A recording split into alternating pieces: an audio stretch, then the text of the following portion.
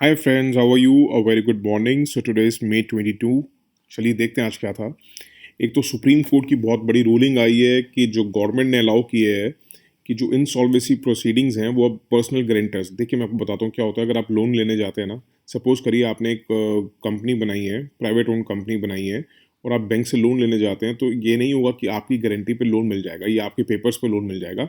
Banks जो है guarantor मांगता ही मांगता है, एक या दो डिपेंडिंग ऑन द केसेस। वो गारंटर मांगता है। गारंटर के भी पूरे बैलेंस शीट सब कुछ लगता है, उसकी पर्सनल वर्थ लगती है, और वो एज अ गारंटी देता है। चाहे वो आपका फ्रेंड हो, चाहे वो आपका पेरेंट्स हों, चाहे वो आपके बच्चे हों, कोई भी गारंटी दे सकता है। अब उनमें क्या था कि अभी तक जो गारंटर हुआ करते थे वो लायबल नहीं हुआ करते थे, बट उन्होंने कहा है कि जो अब गारंटर भी होंगे वो भी लायबल होंगे, उनके अगेंस्ट भी इंसॉल्वी प्रोसीडिंग्स चलेंगी, ताकि जो क्रेडिटर्स हैं, मोस्टली बैंक्स होते हैं जो क्रेडिटर्स, उनका जो पैसा जो फंसा हुआ है एनपीएस में वो निकल सके जल्दी। अब उसमें क्या होता है, अब आती है बात इंसॉल्वेंसी एंड बैंक्रप्सी कोड की। देखिए इंसॉल्वेंसी एंड बैंक्रप्सी जो कोड है वो बहुत ब्रॉड सब्जेक्ट है, बहुत ज़्यादा।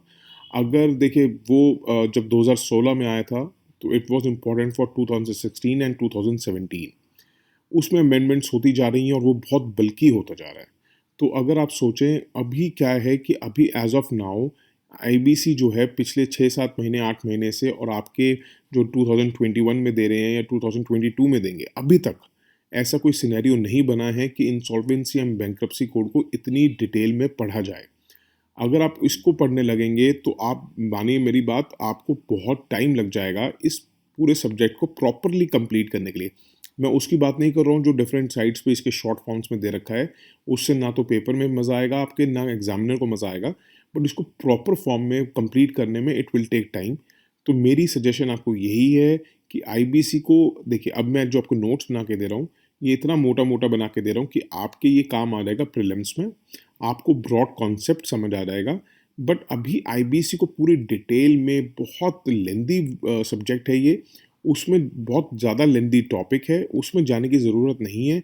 क्योंकि ये ना क्या होता है कि क्वेश्चंस वो लोग भी ऐसे नहीं पहुंचते हैं पूछते हैं जो एकदम से आउट ऑफ द बॉक्स हो मेंस में। अगर out of the box question पूछ लिया तो बहुत सारे ऐसे, तो बहुत बिल्स पास होते हैं पार्लियामेंट में, बहुत पुराने बिल्स भी पास हुए हुए हैं। तो आईबीसी क्या है कि अभी लेटेस्ट चल नहीं रहा है, ना तो इसका नाम है ना कहीं भी इसका कुछ आ रहा है। ठीक है, थोड़ा सा मैं आपको आईबीसी का ओवरव्यू दे देता हूँ, क्या है ब्रॉडली बता देता हूँ। आप इसके नोट्स बना लीजिए, इट विल हेल्प यू कि अंडरस्टैंड कि बेसिक्स इसकी टर्म्स क्या हैं। अगर आप आईबीसी में घुसना चाहेंगे तो ये बहुत ज़्यादा आपको सब्जेक्ट ब्रॉड पड़ जाएगा। और मेरी आपसे सजेशन यही है कि अगर ये किसी टाइम पे हॉट टॉपिक ना चल रहा हो तो इसको करने की ज़रूरत नहीं है। तो अब इसमें क्या है, बेसिकली सिंप्लीफाई करने के लिए और एक्सपीडाइट, जल्दी जल्दी इंसॉल्वेंसी और बैंक्रप्सी प्रोसीडिंग्स इंडिया में चले, तो उस वजह से आईबीसी कोड लाया गया था। उससे पहले आपको पता सरफाइसी चलता था, बहुत कुछ चलते थे, उन सबको स्ट्रेंथन करने के लिए आईबीसी लाया गया था। इसमें बेसिकली इंटरेस्ट ऑफ क्रेडिटर्स को प्रोटेक्ट किया जाता है, including stakeholders of the company. अब इसमें दो ट्रिब्यूनल्स हैं, एक तो है national company law tribunal NCRT, वो एजुकेटिंग अथॉरिटी है ओवर कंपनीज, ठीक है, या लिमिटेड लाइबिलिटी एंटिटीज होती हैं जो। एक इन्होंने बनाया डेट रिकवरी ट्रिब्यूनल, डीआरटी जिसको बोलते हैं। अगर आपकी इंडिविजुअल कंपनीज हैं, फर्म जिसको कहते हैं, या पार्टनरशिप फर्म्स हैं, अदर देन एलएलपीज है अगर आपकी, तो उसका जो केस चलता है वो डीआरटी में चलता है। ठीक है, तीसरा इसमें बना है insolvency and bankruptcy board of India. ये एक एपिक्स बॉडी है जिसमें ministry of finance, ministry of law और आरबीआई से 10 मेंबर्स हैं। ये ही सारा गवर्न करता है administration of IBC. IBC means insolvency and bankruptcy code. और ये सारा इंफ्रास्ट्रक्चर तैयार करेगा जिसमें इंफॉर्मेशन यूटिलिटीज़ होंगी, और एक्रेडिट करेगा इंसॉल्वी प्रोफेशनल्स को। इंफॉर्मेशन यूटिलिटीज़ क्या है, ये एक सेंट्रलाइज्ड रिपोजिटरी होगी, एक समझिए आप कमरा होगा जिसमें फाइनेंशियल और क्रेडिट इंफॉर्मेशन होगी बोरोवर्स की। ठीक है, जिसमें स्टोर होगा सब कुछ, उनका access to financial data provided by creditor, सब कुछ होगा उसके अंदर। एक कमरे के अंदर समझिए आप फाइलें भरी हुई हैं। एक होगा इंसॉल्वेंसी प्रोफेशनल्स। इंसॉल्वेंसी प्रोफेशनल्स वो होंगे जो इंसॉल्वेंसी प्रोफेशनल एजेंसी से रजिस्टर्ड होंगे, और इंसॉल्वेंसी प्रोफेशनल एजेंसी जो है वो रेगुलेट करेगा बोर्ड, या जो हमने पढ़ा है अभी insolvency and bankruptcy board of India, ये इसको रेगुलेट करेगा। और जो पर्सन्स एनरोल्ड होंगे they will conduct resolution process. वो एक लिक्विडेटर या बैंक्रप्सी ट्रस्टी की तरह तौर पे काम करेंगे, और इनको अपॉइंट करेगा जैसे by, they are appointed by creditors. मतलब अगर सपोज बैंक से आपने पैसा ले रखा और बैंक का पैसा नहीं दे पा रहे, तो बैंक उनको अपॉइंट करेगा और वो जो इंसॉल्वेंसी प्रोफेशनल्स होंगे they have to be registered with insolvency professional agency. ठीक है, समझ गए बात आप। अब इंसॉल्वेंसी और बैंक्रप्सी में फ़र्क क्या है? देखिए, इंसॉल्वेंसी वो होता है जब एक ऐसी सिचुएशन आ जाए जिसमें आप तो नहीं कहूँगा, जिसमें कोई भी इंडिविजुअल अगर पैसा नहीं पे कर पा रहा है, अपना जो आउटस्टैंडिंग डेट है, दैट इज़ कॉल्ड, उस सिचुएशन को बोलते हैं इंसॉल्वेंसी। बट ऐसी सिचुएशन जब कोर्ट भी एक ठप्पा लगा दे कि हाँ, ये आदमी इंसॉल्वेंट हो चुका है और इसके पास पैसा नहीं है देने का और अब हमें कुछ ना कुछ करना पड़ेगा इसके, ताकि ये कर्जा दे सके, that situation is called bankruptcy. ठीक है, एक आदमी के ऊपर सिचुएशन ऐसी आ जाए कि वो पैसा नहीं दे पा रहा है तो वो इंसॉल्वेंट है। बट जब वो बैंक भी ठप्पा लगा देते दैट इज कॉल्ड बैंकरप्ट। उसके बाद एक पेज 1 पे था, इसराइल की बॉम्बार्डमेंट जो है, आपस में थोड़ा सा सीज फायर हो गया है और अग्रीमेंट मीडिएट किया इजिप्ट ने। It is not important, but आपको आया है तो बता रहा हूँ थोड़ा सा कि चलो कुछ थोड़ी सी खुशखबरी आई है। बट अभी क्या है, जो नेगोशिएशंस होनी है ताकि स्टेबिलिटी बनी रहे, वो भी फिर अभी उसकी मीटिंग होनी है, तो वी डोंट नो कि क्या होगा क्या नहीं होगा। दूसरा तीसरा पॉइंट क्या था, पेज 1 पे आपने देखा होगा कि वेल नोन एनवायरमेंटलिस्ट हैं ये, गांधीयन रहे हैं, Sunderlal Bahuguna, he is no more. आपको मैं फिर बता रहा हूँ, if you want to know, if you wish to know about different environmental movements, तो हमने बहुत डिटेल में Chipko movement, Appiko movement, Silent Valley movement, बहुत सारी थी, नर्मदा बचाओ आंदोलन, बहुत सारी, वो जो है एक कॉम्पैक्ट में एक ही लेक्चर 11th फेब के एनालिसिस में हमने कर रखी है। इट इज़ वेरी इंपॉर्टेंट, अगर आप सुनना चाहें तो आपको सुनना चाहिए, बाकी आप लोगों की इच्छा है।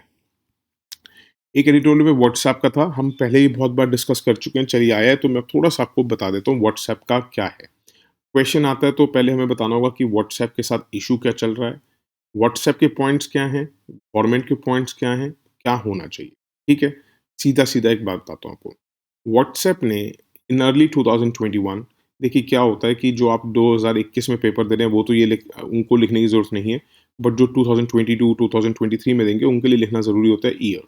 तो क्या हुआ है कि व्हाट्सएप ने 2021 में अपनी प्राइवेसी पॉलिसी जो है अपडेट करी।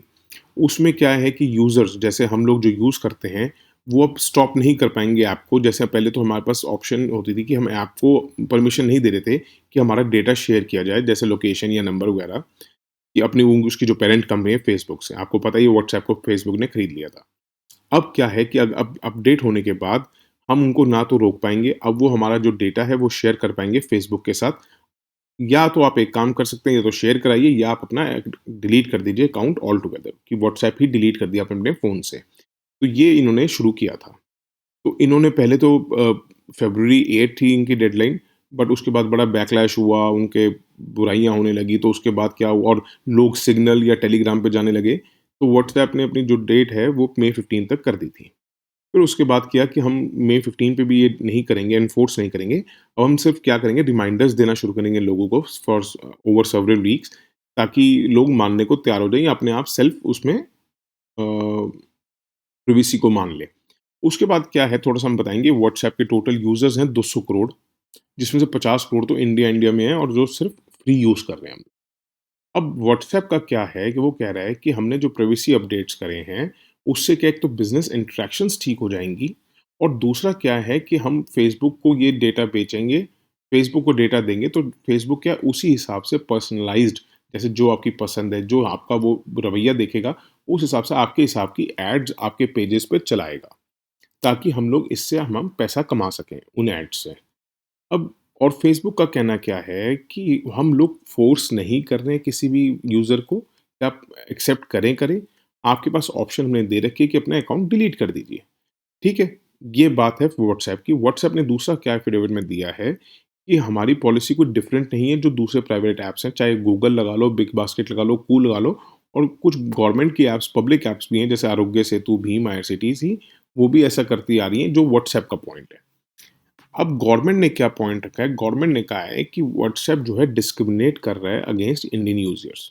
ठीक है, उनको व्हाट्सएप को पता है कि अब Indian depend on them for communication, और ये प्रॉब्लमैटिक है, और सिर्फ प्रॉब्लमैटिक ही नहीं, इररिस्पॉन्सिबल है कि वो इम्पोज करें unfair terms and conditions on Indian users, क्योंकि वो एक तो डिस्क्रिमिनेट कर रहे हैं अगेंस्ट इंडियन यूजर्स विज़ अगर कंपेयर किया जाए यूरोप के यूज़र्स के साथ, क्योंकि यूरोप में जो है बहुत स्ट्रांगली प्रोटेक्टेड है data law by general data protection regulation. तो ये होना नहीं चाहिए। आप अगर थोड़ा-सा इसका जानना चाहते हैं ना पर्सनल डेटा के बारे में, तो पर्सनल डेटा के बारे में आप थोड़ा-सा ना 17th जनवरी और 12th अप्रैल का एनालिसिस देखिए। इट इज़ वेरी इम्पोर्टेंट, जिस पे हमने ना पर्सनल डेटा का सारा बात करी है कि हिंदुस्तान के पास कोई पर्सनल डेटा का लॉ नहीं है और यूरोप के पास कैसा लॉ है, और 12th अप्रैल के एनालिसिस में, ठीक है? उसके बाद एक एडिटोरियल था ट्रिप्स पे कंपल्सरी लाइसेंस पूरा दे रखा है जो, हम ऑलरेडी बहुत डिटेल में कंपल्सरी लाइसेंस क्या है थोड़ा-सा ब्रीफ में हमने डिस्कस किया था 28th अप्रैल को। 11th में और 12th में हमने डिस्कस किया है कि इंडिया क्यों वेवर्स चाहता है, क्यों नहीं चाहता, और इंडिया की क्या डिमांड्स हैं। इंडिया साउथ अफ्रीका क्या लड़ रहे हैं, बहुत आराम से बहुत ईज़िली डिस्कस किया था 11th में, 12th में। प्लीज़ जो नए आए हैं इन 2 लेक्चर्स को ज़रूर सुनिएगा। प्लीज़ लिसन टू 11th में एंड 12th में lecture, they are very, very important for this year mains and prelims and for next year as well. उस वक़्त एक पेज 8 पे था आईएनएस राजपूत, ये सिर्फ़ मैं इसलिए बता रहा हूँ क्योंकि लोगों को लगता है कि कुछ ऐसी चीज़ें इंपॉर्टेंट होती है, but it is not important. International page पे इज़राइल के बारे में था पूरा का पूरा। देखिए डेली टू डेली अपडेट मत करिए अगर कुछ ऐसा नहीं है तो। इज़राइल का टोटल इश्यू हमने 12th में के एनालिसिस में देखा था। इंडिया क्या-क्या सोचता है वो हमने कल और थोड़े 1-2 लेक्चर्स पहले भी देखा हुआ है। तो डोंट गो इन डिटेल, जितना बताया उतना ही करिए। एक बिज़नेस पेज पे था आरबीआई के ट्रांसफ़र किए फ्रॉम कंटिजेंसी फंड रिज़र्व। तो देखिए ये आप ना बेसिक्स में पढ़ेंगे, चाहे आप श्री राम के नोट्स पढ़ते हैं उसमें पढ़ेंगे, या बेसिक बुक्स जो जो लेटेस्ट आई हैं, जो अपडेटेड हैं, उसमें आप सब पढ़ेंगे कि आरबीआई के पास कौन-कौन से फंड्स होते हैं, आरबीआई कैसे-कैसे कमाता है, आरबीआई की अर्निंग क्या है, आरबीआई के एक्सपेंडिचर्स क्या है, क्या उनके पास कंटिजेंसी फंड में बचता है, कहाँ से वो जब फॉरेन एक्सचेंज में डील करते हैं या ओपन मार्केट ऑपरेशंस में डील करते हैं, या जो गवर्नमेंट के फंक्शंस वो करते हैं गवर्नमेंट के लिए ऑन बिहाफ ऑफ गवर्नमेंट, कैसे वो अर्निंग्स करते हैं, वो सब आप उसमें डिटेल में पढ़ेंगे। अगर आपको आपके बेसिक्स में प्रॉब्लम आ रही है, तो हमें कमेंट करिए, फिर हम आपको थोड़ा-सा एक्सप्लेन कर देंगे कि कैसे आरबीआई का रिज़र्व्स चलता है, कैसे नहीं चलता है। कल एक बड़ी अच्छी क्वेरी थी कि हमने डिस्कस क्यों नहीं करा editorial on bureaucracy yesterday.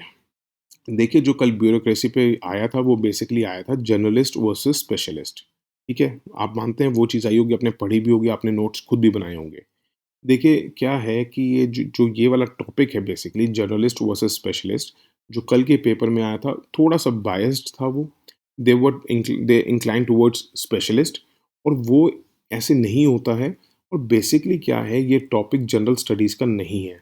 General studies में आपको कभी भी ये वाला क्वेश्चन नहीं पूछा जाएगा। ये जो सिलेबस में आता है, ये आता है पब्लिक एडमिनिस्ट्रेशन की। मैं बहुत अच्छी तरह बता सकता हूँ क्योंकि मेरे पास पब्लिक एडमिनिस्ट्रेशन ही ऑप्शन था। और पब्लिक एडमिनिस्ट्रेशन में क्या है, जब आप पढ़ते हैं, तो पब्लिक एडमिनिस्ट्रेशन में एक बहुत अच्छा खासा चैप्टर इसको दिया हुआ है, जो जर्नलिस्ट वर्सेस स्पेशलिस्ट को डील करता है। और उसमें बहुत सारे प्रॉस दे रखे होते हैं और बहुत सारे कॉन्स दे रखे होते हैं। जो कल का आर्टिकल था, it was basically for specialist and against journalist. तो आप भी एक जर्नलिस्ट बनने जा रहे हैं। देखिए, आप एक आईएएस बनने के लिए एग्ज़ाम दे रहे हैं। अगर आप बहुत ज़्यादा अगेंस्ट आईएएस अगेंस्ट जर्नलिस्ट लिख देंगे, तो वो कहेगा एग्ज़ामिनर फिर खुद बनने क्यों आ रहे हो आप? समझ रहे हैं बात को आप? इसीलिए वो जो कल का टॉपिक था, वो बायस्ड था। अगर वो बायस्ड ना भी होता, एक थोड़ा-सा न्यूट्रल वे में भी दे रखा होता, तो वो जनरल स्टडीज़ के लिए आपके इम्पोर्टेंट नहीं है। और अगर आपने कल के उसमें से नोट्स बनाए हैं, तो उसका कुछ भी वहाँ मत लिखिएगा। हो सकता है 2 लाइन आप मेंशन कर सकें अगर आपको क्वेश्चन आता है तो। अगर मैं पब्लिक एडमिनिस्ट्रेशन वालों से बात कर रहा हूँ जिनके पास पब्लिक एडमिनिस्ट्रेशन ऑप्शन है, अगर आपके पास क्वेश्चन आता है तो उस वाले टॉपिक में से सिर्फ़ 2 ही लाइन्स पेपर में आंसर में लिखिएगा, उससे ज़्यादा उसका मत लिखिएगा क्योंकि आपको एक स्पेशल चैप्टर ही होता है जर्नलिस्ट वर्सेस स्पेशलिस्ट, उन्हीं में से लिखिएगा। एक एग्ज़ाम्पल 1 लाइन का दे सकते हैं क्योंकि वो इतना अगेंस्ट था, वो आपके आंसर को और गलत बना देगा, अच्छा नहीं बनाएगा, ठीक है? तो इसलिए हमने कल ये डिस्कस नहीं किया था। This topic is basically for public administration option students, और जनरल स्टडीज़ में क्वेश्चन कभी नहीं आएगा। और अगर आएगा भी तो उस वाले में से नोट्स मत बनाइएगा, वो बिल्कुल अगेंस्ट था, ठीक है? और फिर 14 मिनट हो गए हैं। अगली क्वेरीज़ ये थोड़ी-सी इम्पोर्टेंट क्वेरी थी, इसलिए हमने ली है। Please don't feel bad. बहुत जल्दी हम लोग एक सोच रहे हैं कि क्वेरीज़ का ही एक पूरा ही वीडियो अलग बनाया करें, बहुत जल्दी होगा। और बाकी कल डिस्कस करेंगे। That's it for today. Thank you so much. Have a good day. Bye. Take care.